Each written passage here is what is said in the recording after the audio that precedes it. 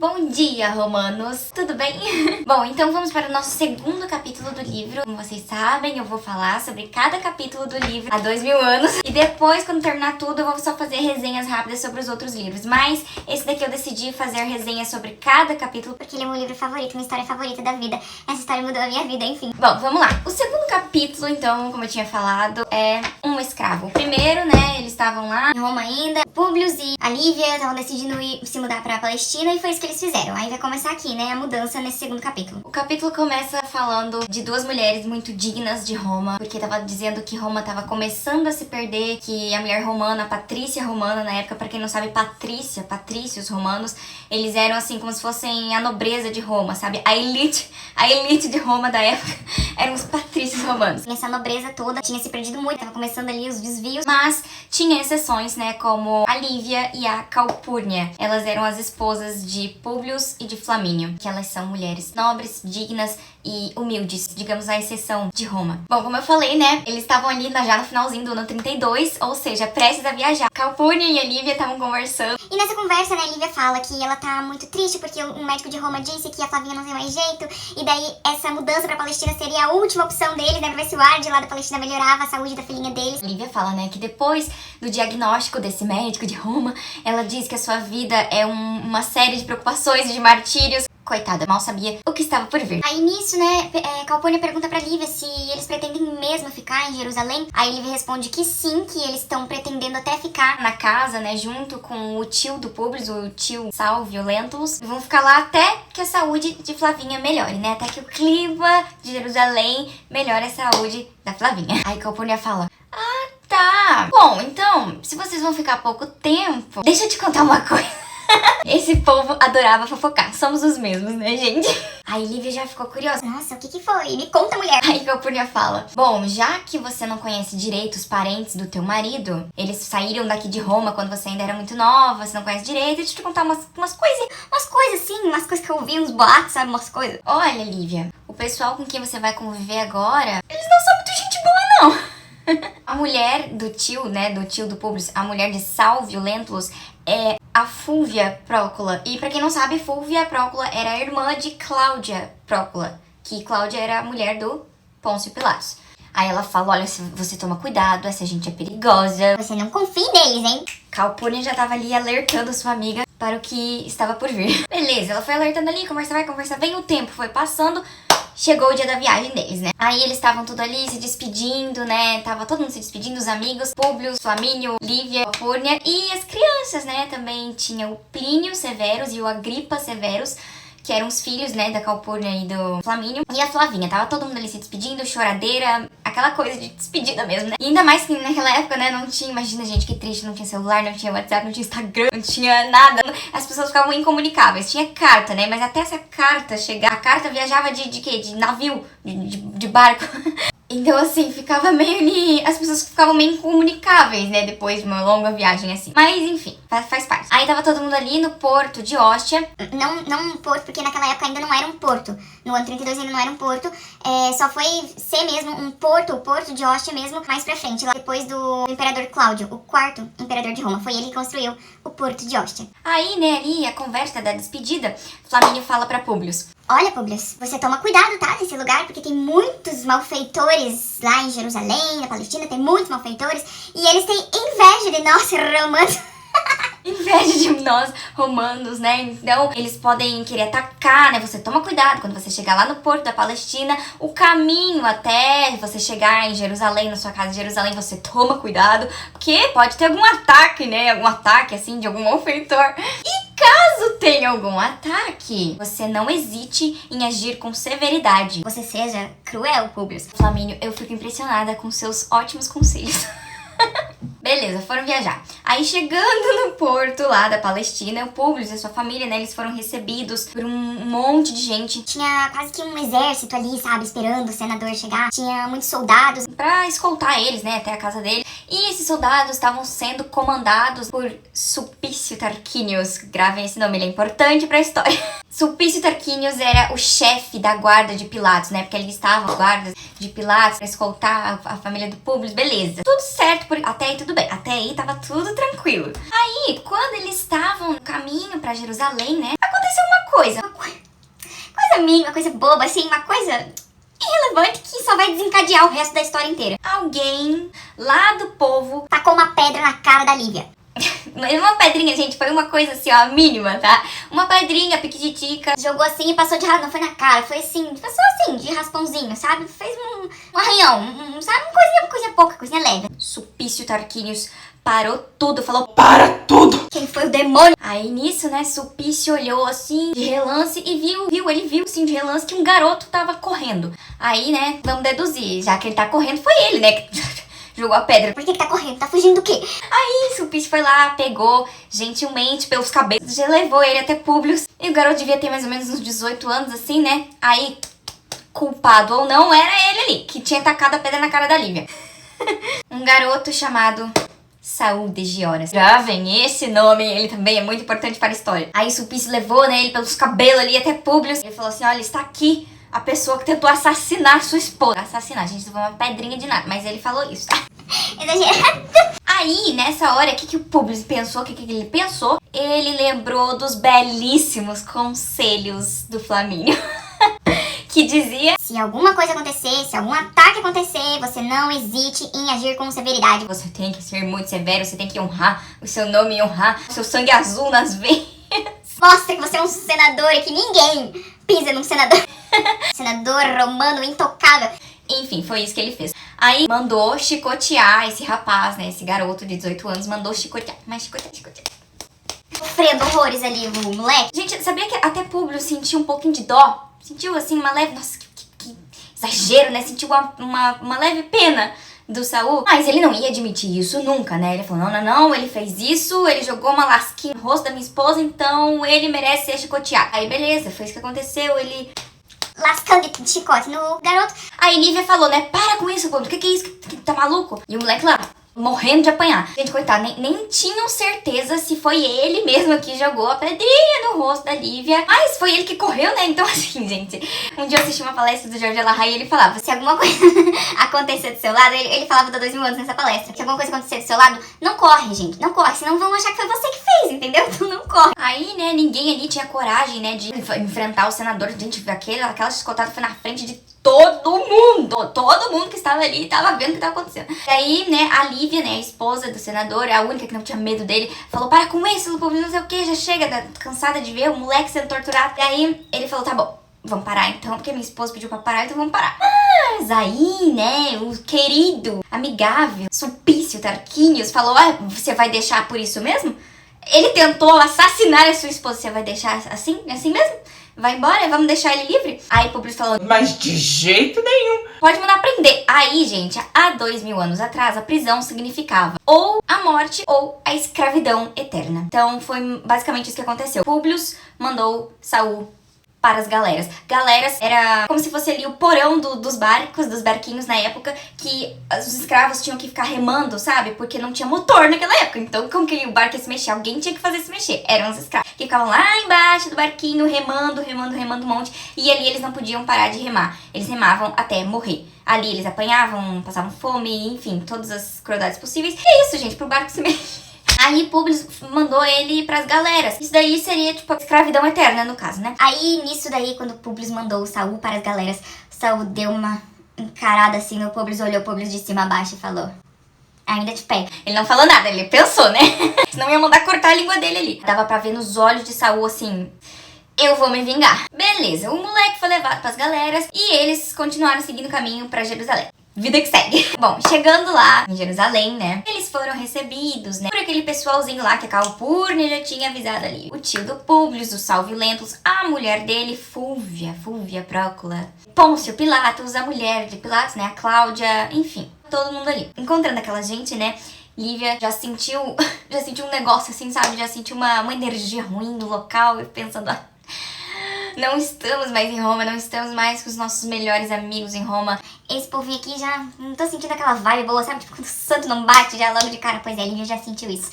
Tô sentindo que esse povo ainda vai me incomodar muito nessa vida. Bom, aí Fúvia, né, foi cumprimentar a Lívia. Olá, Lívia, tudo bom? Eu sou muito ruim, cara, não confio em mim. Tô brincando.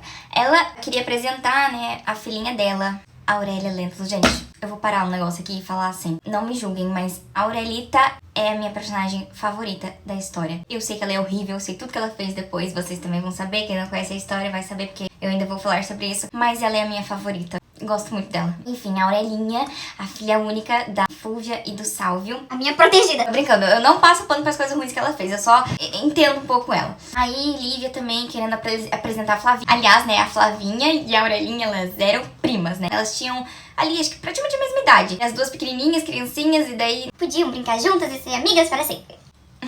Só que daí, o que acontece? Quando Fúvia viu a Flávia, viu que a Flavinha era doente, tava assim, com umas feridas assim no rosto, né, na pele, viu que ela era uma criança doente, Fúvia já tomou uma atitude ridícula e preconceituosa, afastando a Aurélia da Flávia. Então, ela ficou assim, assustada, né, não queria deixar a Aurélia chegar perto da prima, mas elas se gostaram logo no início, né, a Aurelinha gostava muito da Flavinha nessa época e eu tenho certeza disso. Ali, né, como elas eram crianças, a Aurélia não tava nem aí se a prima dela tinha alguma coisa, era doente, ela não tava nem aí, ela só queria brincar com a prima dela, né, era uma criança, acho que não sei se tinha muitas crianças ali pra ela brincar, mas era alguém ali da família que ela podia brincar, da quase que a mesma idade dela, então, enfim, a Aurélia não ligava pra isso, quem ligava era a Fúvia. Beleza, tirando isso, ali na rodinha, né, quando Pôncio Pilatos bateu os olhos em Lívia, ele se apaixonou. Na verdade, ele ficou obcecado, né, por Lívia, assim, meu Deus, que mulher linda, angelical, perfeita, maravilhosa, eu quero essa mulher pra mim. Isso que ele era casado, né? Tudo que acontecia naquela época parece que tá acontecendo hoje. Somos os mesmos, né? Eu sempre vou falar isso.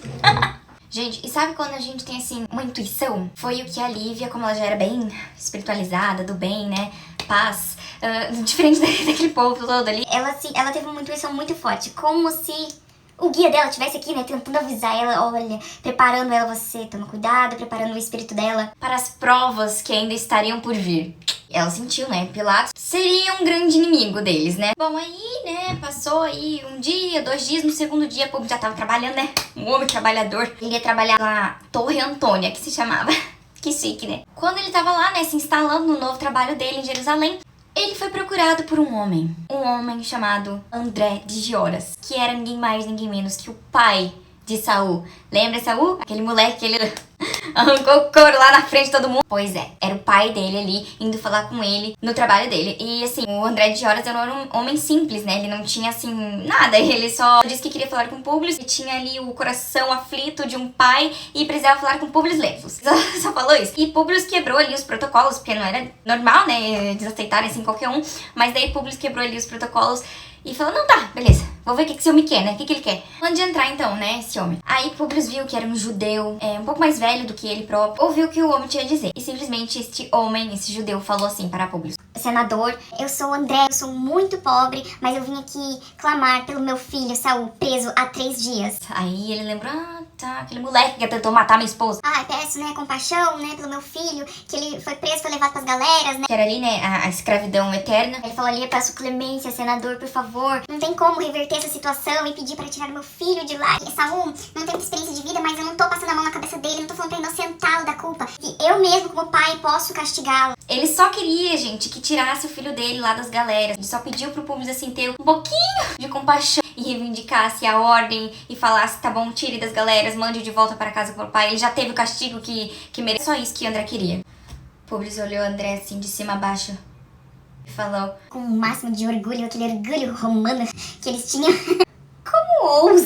como você ousa bater aqui em meu trabalho, pedindo um absurdo desse? Questionar a minha decisão, quando eu guardo na minha consciência de que eu fiz justiça. Na cabeça de Públio estava assim, né? Ele tacou uma lasquinha de nada, assim, que não fez nem cócegas no rosto de minha esposa, e daí eu mandei ele para a escravidão eterna depois de lascar de chicote. Eu achei a decisão mais justa do mundo.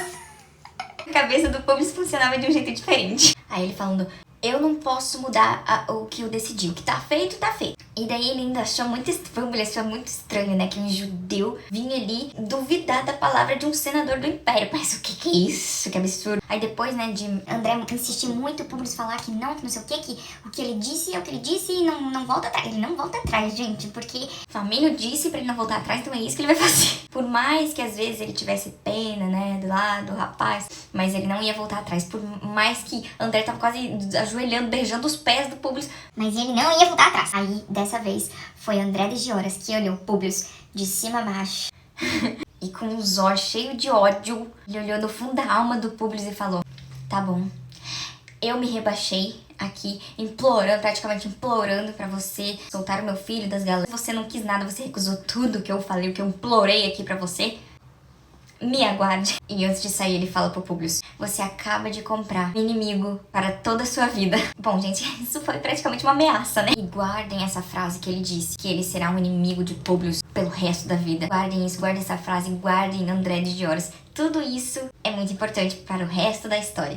Bom, ali, né, ele jurou vingança ao Publius. Ele falou: a minha vingança tarda, mas não falha. Ela pode demorar, mas ela vai. Ah, ela vem. A vingança vem, você espera a sua vingança. Enfim, depois que ele falou ali o discurso dele, André foi embora, nem esperou pra ver o que o Publius ia falar. Ele simplesmente deixou aquelas palavras ali e foi embora. O Publius ficou assim, pensativo, pensando no que ele tinha acabado de dizer. O Publius ali tava sentindo uma mistura de orgulho com ansiedade também, porque deu um negócio, né, uma energia ruim aquelas palavras ali. Imediatamente ele pensou em prender o André de Dioras, mas não, deixa pra lá, não sei o que, tá. Beleza. Ficou por isso mesmo. Só que daí, né, Publius ficou pensando, aquelas palavras tocaram tanto na alma dele que ele ficou pensando. E ele lembrou do sonho que ele teve. Lembra lá no primeiro capítulo que ele contou pra Flamínio, né? Aquele sonho que era outra vida dele, que ele tinha errado bastante, se desviado bastante dele. Não sei porquê, né? Lembrou disso agora, nesse momento. Aí ele pensou, tá. Acho que eu vou mandar lá buscar o Saul. Eu vou mandar buscar ele, soltar ele, entregar ele pro pai. E acho que vai ficar tudo bem, né, depois disso. Só que o que acontece, né? Como a vida dá reviravoltas. O Saul, ele tinha desaparecido do cárcere. Ele desapareceu, ele simplesmente sumiu. E isso chegou no Publius, né? Aí o que o Publius pensou? Ah, não, então assim, ele fugiu, né? Deve ter fugido, um garoto, ele conseguiu fugir e vai voltar pra casa, vai voltar lá pro pai dele. Acontece que o destino de Saul foi outro completamente diferente. O que Publius não sabia é que tinha muitas pessoas ali, muitos funcionários do estado, também eram corruptos e ruins. O que eles fizeram? Eles viam às vezes um escravo assim jovem, forte, eles traficavam, sim, porque o tráfico de pessoas já existia desde essa época. Aliás, acho que existia muito antes dessa época. E os funcionários corruptos também. Então, assim, eles viram, né? Viram que... Isso há 3 dias atrás. Viram, então, que tinha ali um escravo que foi mandado pras galeras, mas ele era muito novo, muito forte. Seria ali um desperdício deixá-lo nas galeras pra morrer. Eles pegaram e venderam, né, Saul. E isso era normal. Pegavam, né, os jovens judeus, vendiam, colocavam pra vender num comércio em Roma, no centro de Roma ali, pra todo mundo ver. E simplesmente as pessoas ali ficavam ali, ó, pra ser vendidas no centro de Roma. Super normal, né? Meu Deus. Mas Publius não sabia que isso tinha acontecido com Saul. Publius pensava, não, ele sumiu é porque ele deve ter fugido e deve ter ido pra casa e agora vai ficar com o pai dele, tá tudo certo e vai ficar tudo bem. Aí o cara não vai mais querer se vingar, né? Não. O destino de Saul foi outro. Nada disso teria acontecido se Publius não tivesse mandado Saul pro inferno, praticamente, né? Publius aí pensou, né, nossa, fugiu, ficou até aliviado, né, tipo, aliviou ali a consciência, que bom, né, menos mal, fugiu, então, ele vai voltar pra casa, relaxa, vida que segue. Aí o destino de Saul foi bem outro, né? Ele foi vendido. Saul, então, foi vítima, né, desse tráfico de almas. Em companhia de muitos outros, né? Não era só ele, eram muitos moços ali, jovens judeus. Aí, gente, depois de alguns meses, né? Tipo, ele ainda ficou uns meses ali até ser vendido, de fato, digamos assim, uns meses ali nas mãos desses malfeitores. Aí ali em Roma, em cima, assim, de um tablado, no meio da praça, no centro de Roma, do lado do fórum. Imagina, gente, do lado de um fórum da cidade, estavam vendendo pessoas ali, homens, mulheres, crianças, uma coisa horrível. Aí, né, tinha o cara lá, né, que ficava apresentando, olha, esta pessoa é muito forte, pode fazer trabalho. Aí chegou a vez de Saul, aí falando, olha, este jovem rapaz, vou vender, vou fazer até uma promoção pra esse cara. Vou vendê-lo por 5.000 sestércios. Alguém tá a fim de comprar, não sei o que, não sei o que. E tinha uma multidão ali, né, de olho, as pessoas que estavam sendo vendidas. Aí Saul, né, tava sempre olhando, falando que tava olhando a multidão, assim, com muito ódio, assim, muito desejo de vingança. Eu não tiro a razão dele, né, gente? Olha só onde o moleque foi parar, né? Foi vendido, foi traficado. Aí, beleza, ali na multidão, né, se destacou um homem e falou assim, nossa, eu me interessei por esse daí, que era o Saul. Nossa, eu me interessei por esse daí, porque acho que ele é bem o tipo que o meu patrão precisa, porque meu patrão, né, meu patrão está precisando, assim, de um homem jovem que ajude os filhos. Nas bigas, pra quem não sabe, bigas era isso aqui, né, a corrida das bigas. Enfim, ser tipo um mordomo ali dos filhos dele. Aí falou, você não quer me vender ele por 4.000 sestérios, né, ao invés de 5, né, dá um descontinho aí, mais um desconto de R$1.000, De R$1.000.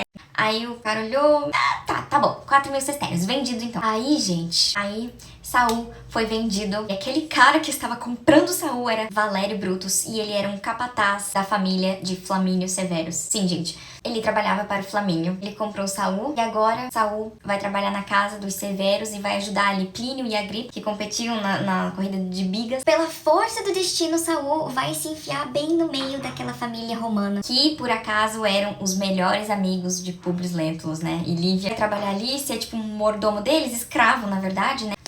Vai passar perrengue e vai ficar sempre ali junto com Plínio e Agripa. Gente, então é isso, né? Acabou o segundo capítulo, ficou meio grandinho, mas é que acontece um monte de coisa e não tem como. Cada detalhe é importante pra essa história. Mas diga aí nos comentários o que vocês acharam, né? Se tem algumas opiniões pra dar, alguma coisa pra falar, podem dizer. E se tiverem alguma pergunta, podem fazer nos comentários que eu vou responder todo mundo. E o próximo capítulo será na casa de Pilatos, na casa de Pôncio Pilatos. Se você gostou desse vídeo, compartilhe com seus amigos. E se você não gostou, compartilhe com os inimigos. Beijo, até a próxima!